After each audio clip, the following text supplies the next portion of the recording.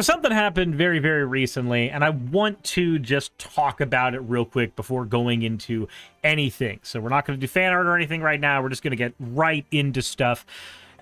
Did you know that we now have effectively kind of sort of legal entirely confirmation that Donald Trump and Project 2025 are completely and totally linked? Now, obviously, this is something that we've known because we've been able to connect those dots for fuck ever, but apparently something interesting happened recently. So Trump's campaign was hacked by somebody. Apparently they are hackers in Iran. I don't know, but they are the ones who have taken credit for it, along with emails to links to training videos for Project 2025, which are hosted on YouTube right now. So here we are. Here is the actual playlist for all of the videos for Project 2025. It is a private playlist, but let's go ahead and see here. Is this a... So it's not private videos, but it is a private playlist. The Project 2025 private training videos. ProPublica and Documented obtained more than 14 hours of never-before-published videos from Project 2025 Presidential Administration Academy, which are intended to train the next conservative administration's political appointees to be ready for day one.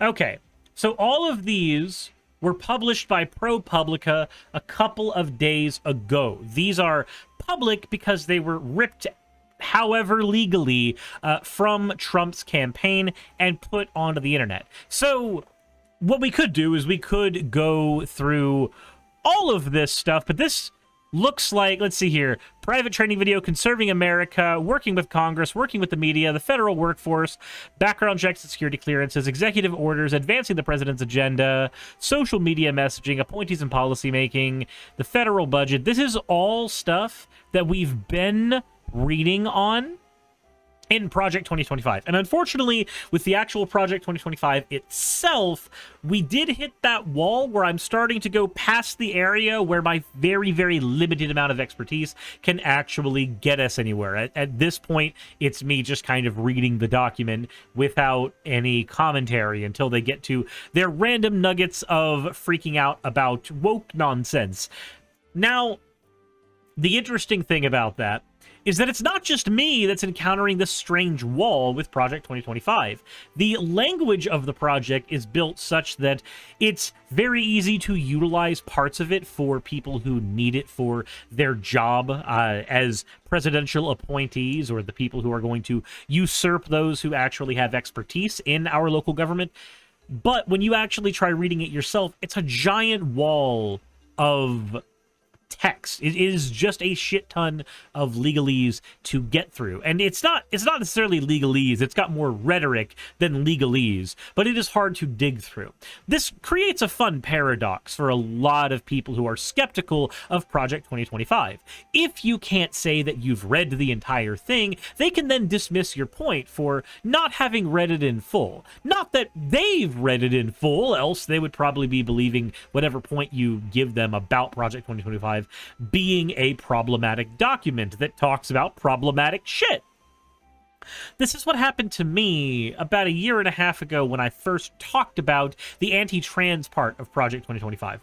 The part that I could find readily available from news sources, and then go from those news sources and look at the document myself to verify that, yes, that shit was in there, and then I made my video on it.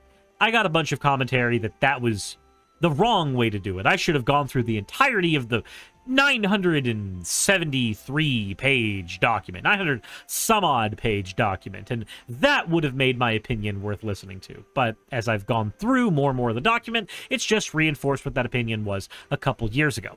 Anyway, as far as what's in these videos, if you want to go find them, these ones right here, then there's easy ways to find them on the internet. ProPublica has all of that information available for everyone right now. As for what's actually in the document itself, apparently Ryan Goodman here has done a lot of work for us to try to break down what is in these training videos. So we're going to go through his research on this right now. It is in a series of tweets, so for those of you who are not here for that kind of thing, just understand that is what we are doing, because it is far more truncated and easier to digest than going through all of Project 2025 in general. This is the training section for it. This is a supplementary bit. Many nuggets in these Project 2025 secret training videos. One is the nexus to Trump world. Carolyn Livet, a Trump campaign's 2024 National Press Secretary, features in video training those who would occupy positions in a new Trump administration. Another is this remarkable statistic.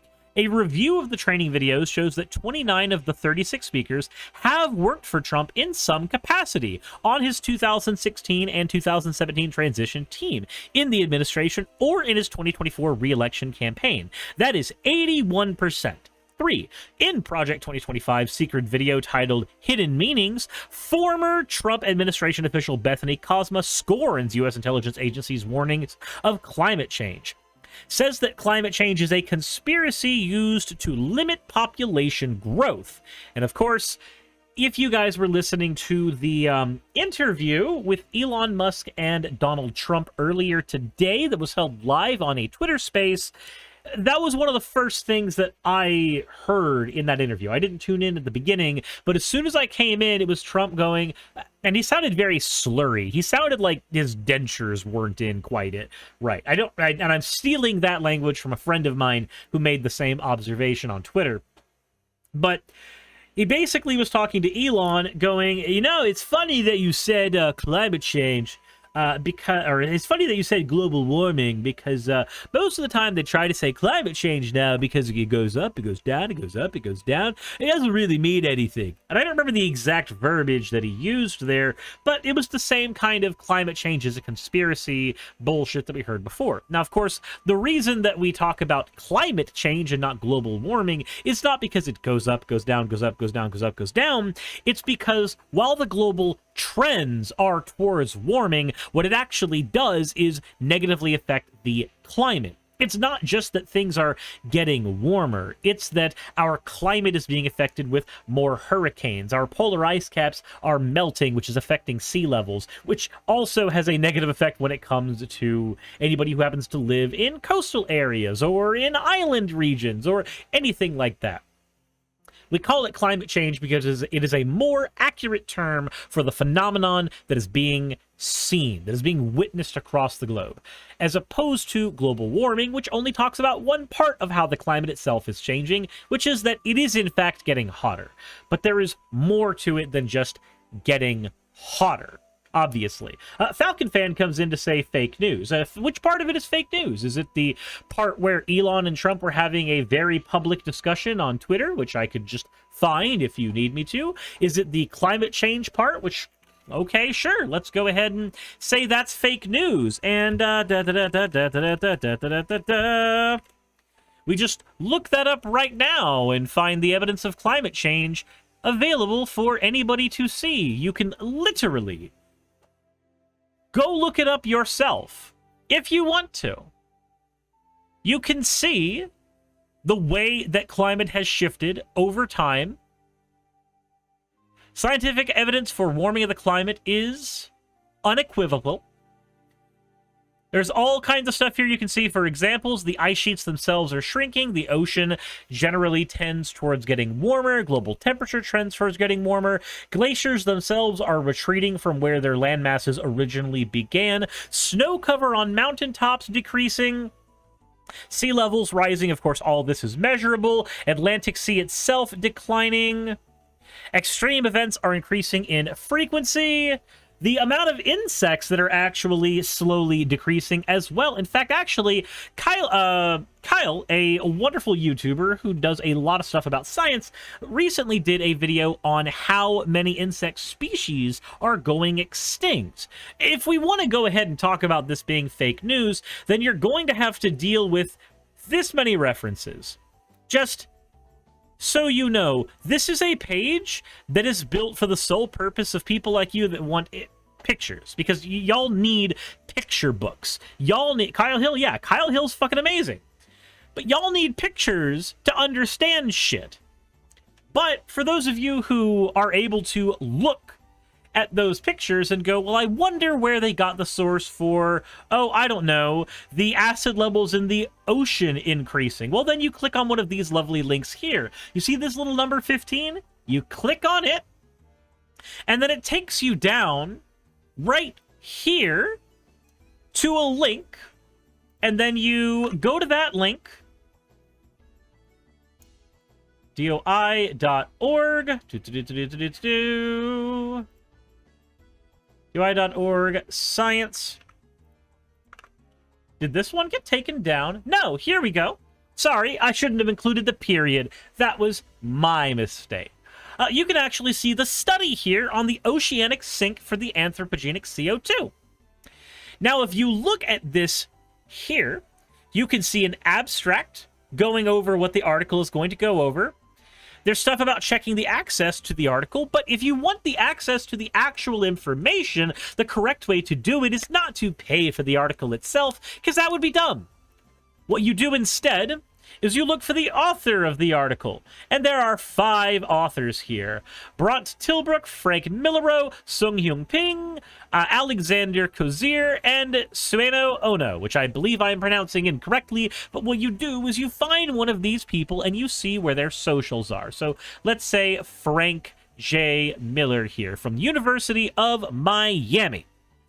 You can view all the articles from this author if you so choose, but what we can do when we are looking at this is we can say, hey, we know that his name is Frank J. Millero.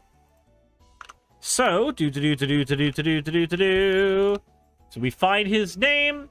Here we go. ResearchGate. We know what he looks like. We know how he is. From here, you can find ways to try to contact him.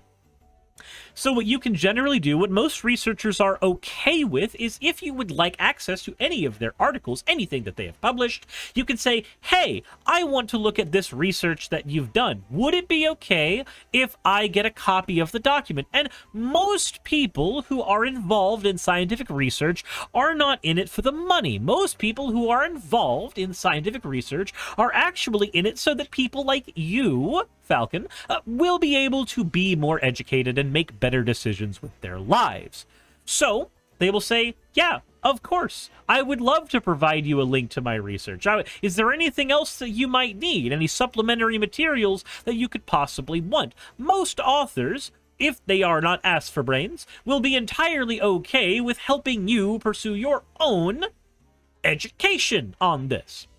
All you have to do is say, yeah, I would like to know more. I would like to see anything that you have to show me. I would like to know more about science. I would like to do this stuff. That's all you have to do. As for this particular author, his works have 16,050 citations. Do you know how many citations the average scientific author gets for any of their work? Nowhere near that many. I can tell you that much. As a juxtaposition, would you like to know how many citations most people have if they work for, say, the Discovery Institute? Anywhere between 5 and 20. And usually it's somebody debunking their bullshit in peer review, if their stuff ever made it into an actual journal to begin with. To get 16,000 citations on your work, to have 250 publications that are cited that often, is an insane number.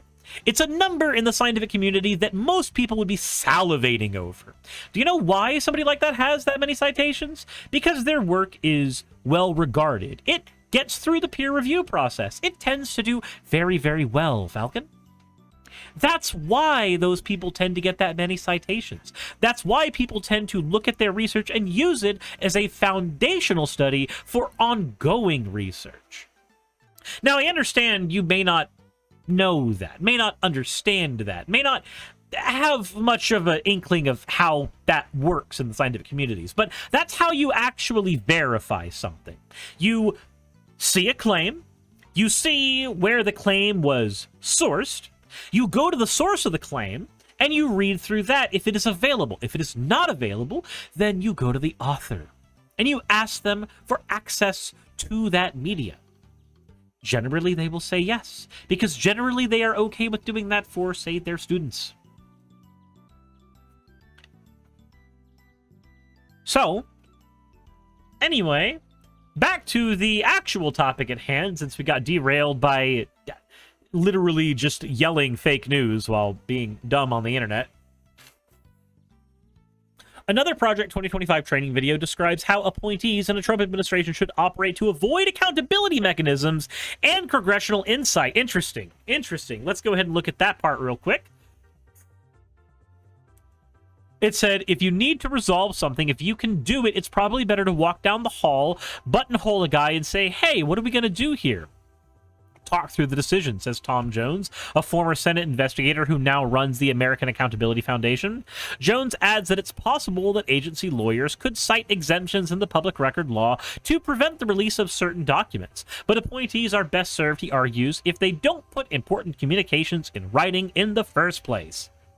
You're better off going down to the canteen, getting a cup of coffee, and taking it through and talking it through and making decisions, as opposed to sending someone an email and creating a thread that accountable.us or one of those other groups is going to come back and seek. Ah, yes. Let's just do all of our government shit in hiding. Let's just do all of it just in the back rooms. All backroom deals. Nothing on paper. Nothing where accountability is necessary. In the Secret Project 2025 video, Katie Sullivan, acting assistant of Attorney General in Trump's Justice Department, calls for the removal of all equity plans from all websites and a complete rework of the language in internal and external policies and grant applications. Thanks to ProPublica and all for making the Project 2025 secret training videos they obtained publicly available and well organized at this site. So we'll actually look at the ProPublica article now itself, which I believe he has linked here. Let's see here where we are at. Let's see, what are the highlights here? Project 2025's plan to train an army of political appointees who could fight the so-called deep state on behalf of a future Trump administration remains on track. New videos, dozens of never-before-published videos created for Project 2025, were provided to the ProPublica and documented by a person who had access to them. If the American people elect a conservative president, his administration will have to eradicate climate change references from absolutely everywhere, is the advice given in Project 2025. Said more fake news. Falcon fan, I have a question. Would you like to come on stream and talk about how that's fake news? Would you like to provide the evidence that you have that this news is fake? Would you like to provide examples of the research you've done that shows that anything that I am talking about here is incorrect? I would love, absolutely adore, if you were to come on and talk about that. I want to know where you're coming from. I want to know what your sources are and how you got what you did. That's important to me. So, if you would like to, that offer is there and on the table. In the meantime, I'm going to take this incredibly large drink of water and drink some water out of it. Because as of today, I am at 271 pounds, which means I have lost 14 pounds so far on my diet and with my exercise. So I am in a very comfortable spot as of right now. But I'll go ahead and drink more, because I have been forced to by JASA proxy.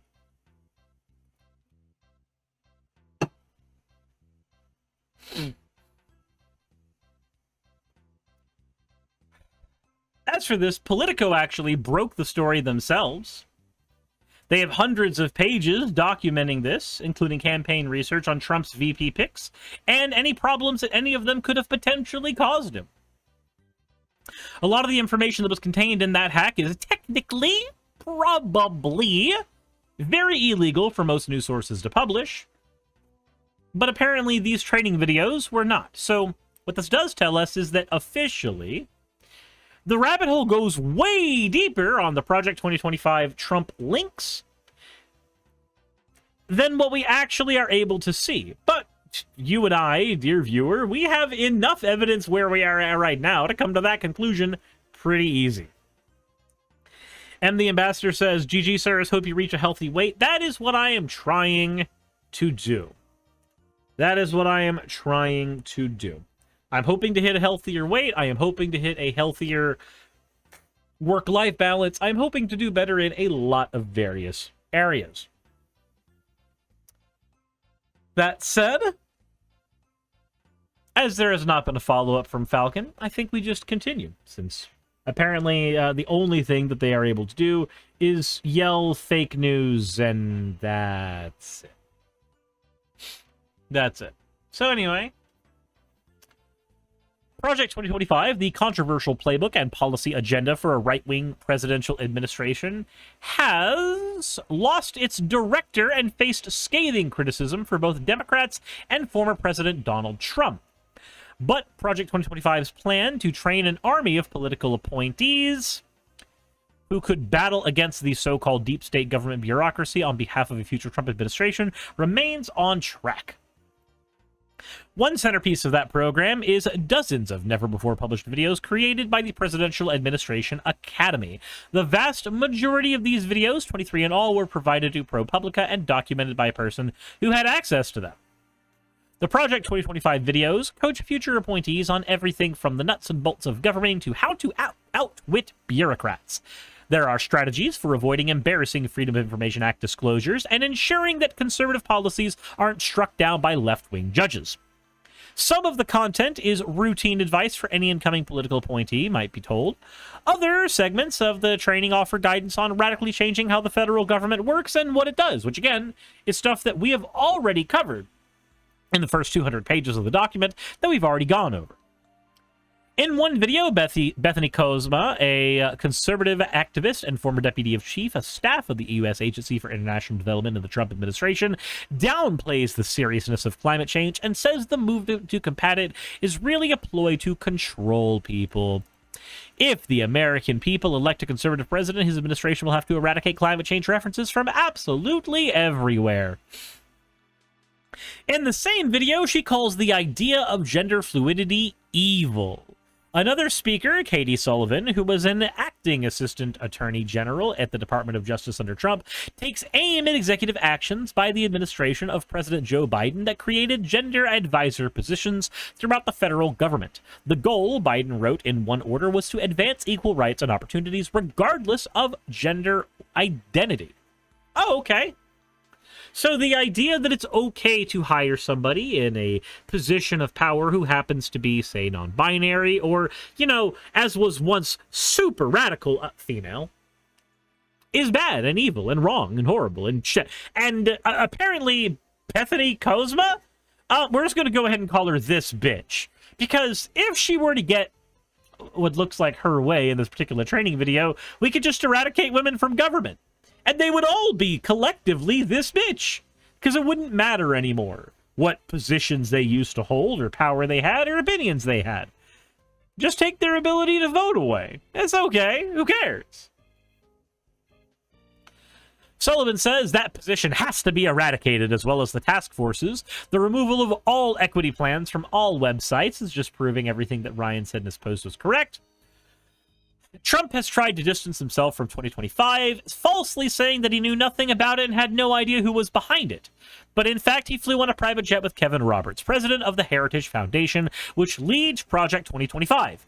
And in a 2022 speech at a Heritage Foundation event, Trump said, "This is a great group, and they're going to lay the groundwork and detailed plans for exactly what our movement will do and what your movement will do when the American people give us a colossal mandate to save America." Boy fucking howdy. Isn't it funny how certain people on the internet said that we didn't have enough information to link Trump and Project 2025 together, and it was only once we had that information that it was okay to lay the actual shit in Project 2025 at Trump's feet. Boy, don't every one of those people look really fucking stupid right now. Like, incredibly stupid. Really insanely dumb. Because we have Trump literally saying in 2022 that the Heritage Foundation will have a mandate ready for America. And what did the Heritage Foundation make? Project 2025, a mandate for leadership. Whee! Isn't that great? Isn't that funny? Isn't that just stupendous? Just perfect. 10 out of 10. But we don't have enough proof. We don't have enough proof. We don't have enough proof that Trump and Project 2025 are linked. We have no proof. We have nothing. We have no evidence at all. We have this mountain of stuff that looks like evidence, but...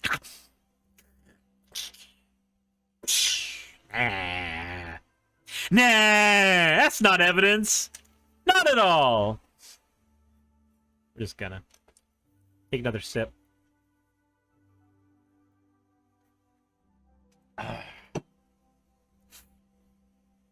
Anyway, a review of the training video shows that 29 of the 36 speakers have worked for Trump in some capacity on his 2016 to 17 transition team in the administration of his 2024 re-election campaign. The videos appear to have been recorded before the resignation 2 weeks ago of Paul Dans, the leader of Project 2025. And they are referenced in the project's website. The Heritage Foundation said in a statement at the time of Dan's resignation that it would end Project 2025's policy-related work, but that its collective efforts to build a personal apparatus for policymakers on all levels, federal, state, and local, will continue. So, I'm just going to pull up a comment real quick, because I'm very, very, very petty. Insanely petty, actually. Nightmarishly petty. Let me just go ahead and find the video real quick. Then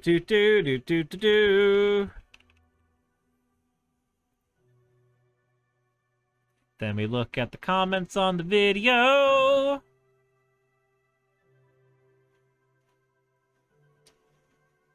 So, we're gonna hide the video that this comment was made on, because that's only fair, right? Given Project 2025 has closed shop, yes, it's crazy not to see where this is going. Not much of a prophet, are you? My guy, you have a very weird way of saying closed shop. The Heritage Foundation still exists. Until that organization doesn't exist, Project 2025 still exists. As far as this right here, Dan's resignation ending Project 2025's policy-related work, but it doesn't end its efforts to build a personal apparatus for policy makers. Do you know what that language means? Do you know what that means, my guy? Just take a guess. Just take a guess. It means nothing fucking changed. If their policy work has ended, but their goals to put certain policy makers in place to enforce certain policy has not ended, then nothing has actually changed. Chess pieces have been shuffled around on the board, but the knight mysteriously made its way back to e5, and the pawn mysteriously made its way back to g2. Every piece is mysteriously in the same goddamn place after all the shuffling. That's what that means. Just so you know. Just so you are aware, my guy. That is how that works. The Heritage Foundation and most of its people who appear in the videos cited in this story did not respond to ProPublica's repeated requests for comment. Caroline Levitt, a spokesperson for the Trump campaign, who features in one of the videos. Ah, yes. The spokesperson for campaign leadership in the Project 2025 videos. And yet there's no connection to Trump, apparently. She said that Agenda 47 is the only official policy agenda from our campaign. Right. The only official policy agenda. The official policy agenda. Now, do you know what that language means? It means, again, you get to shuffle the fucking chess pieces around. It doesn't actually mean anything. Because what the official agenda are and what they are willing to do are two different things. If we look at the people who Trump has been having his dealings with, if we look at the statements he has made about the Heritage Foundation, about the ways in which they will underpin the administration, I'm sorry, but Agenda 47 is just a fucking smokescreen. The idea that Trump doesn't have any affiliation with these people is ludicrously mad and outlandishly stupid. And you have to be repugnantly naive to believe that. If you are the type of person, say, who believes the words that come out of people's mouths and do not instead hold more solace, hold more, power, hold more revere for the actual actions they take, then the only thing I can say is you are a naive person. You are a person who can be tricked and manipulated and so easily duped. But the thing is, we do have Trump's actions to go by. We do have his words to go by. And his actions and his words show a couple of things. One, he is a consummate liar. Falcon Fan says absolutely no connection. Again, Falcon Fan, would you like to come on Discord, have a call real quick about your source on that? If you are the type of person, once more, who only listens to the words people say and do not actually analyze the actions they take, then you are a very easily manipulated person. And I am very sorry for all of the terrible things that must have happened in your life. This is not just to you, Falcon. This is to any one of these people. I am very sorry for all the terrible things that must have happened in your life as a result of your inability to analyze people's actions and instead listen to their words. Said, look at the dude's profile picture. They ain't coming on. Nah. It is what it is. It is what it is. Project 2025's 887-page Mandate for Leadership document lays out a vast array of policy and governmental proposals, including eliminating the Department of Education, slashing Medicaid, reclassifying tens of thousands of career civil servants so they could be easily more fired and replaced, giving the president greater power to control the Department of Justice, and further restricting abortion access. Okay, so that must be that section we were trolling with the Department of Transportation and everything being moved into the DOJ. That would be why, then. It's to consolidate it all into one area that the president has more control over. So consider this section an addendum.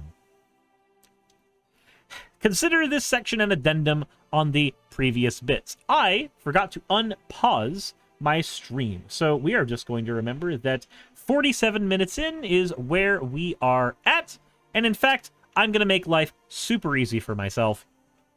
47 minutes is where that particular area ends. I made a mistake. That was a bad thing on my part. That he cannot help but lie, and if he's not lying, he's getting hopelessly confused. It's true. It's very, very true. Hey, oi, oi. Democrats and liberal groups have criticized the project's policy agenda as extreme and authoritarian, while pointing out the many connections between Trump and the hundreds of people who contributed to the project. Once again, we've been doing that this entire time. Several speakers in the videos acknowledged the Trump administration was slowed by staffing challenges and inexperience of its political appointees, and they offered lessons to learn from their stumbles. Rick Dearborn, who helped lead Trump's 2016 transition team and later served in the Trump White House as deputy and chief of staff, recalled in one video how tough it was to find people to fill all the key positions in the early days of the administration. Boy, howdy, there's a lot of talking about Trump in here. There's a lot of talking about Trump in here for something that has nothing to do with Trump whatsoever. Anyway, you take that for what you will, I suppose. As always. Insert end of video tagline here. No, I'm kidding. We're not ending here. We're not actually ending there. We are continuing on just a little bit more. The personnel project of Project 2025, or personnel part of Project 2025, is so important to the next president, Dearborn says, that establishing all of this, providing the expertise, looking at the database of folks that can be part of the administration, talking to you like we are right now about what is a transition about and why I want to be engaged in it. What would be my role? That's a luxury we didn't have, referring to the database of political appointees. Think about the hydrate Agamotto. Dan Huff, a former legal advisor of the White House presidential office under Trump, says in another video that future appointees should be prepared to enact significant changes in the American government and be ready to face blowback when they do. If you're not on board with helping implement a dramatic course correction because you're afraid it'll damage your future employment prospects, it'll harm you socially, look, I get it. That's a real danger. It's a real thing, but please do us all a favor and sit this one out. If the next Republican president does not execute a dramatic course correction, there may never be another chance. So if you're not on board with helping implement a dramatic course correction because you're afraid it'll damage your future employment prospects, it'll harm you socially, look, I get it. That's a real danger. It's a real thing. But please, do us all a favor and sit this one out. If the next Republican... First of all, Hagamoto, fuck you for making me say ooh. I wanted to take more of a drink, but I think I'm going to have to in a bit because I have to get the taste of that fucking word out of my mouth. On top of that, let me just go ahead and say, God, it's funny. God, it's funny how much this document talks about completely reshaping the goddamn country. That said, let me know what you think, where we are at in all of this nonsense. Let me know what you think in the comment section below.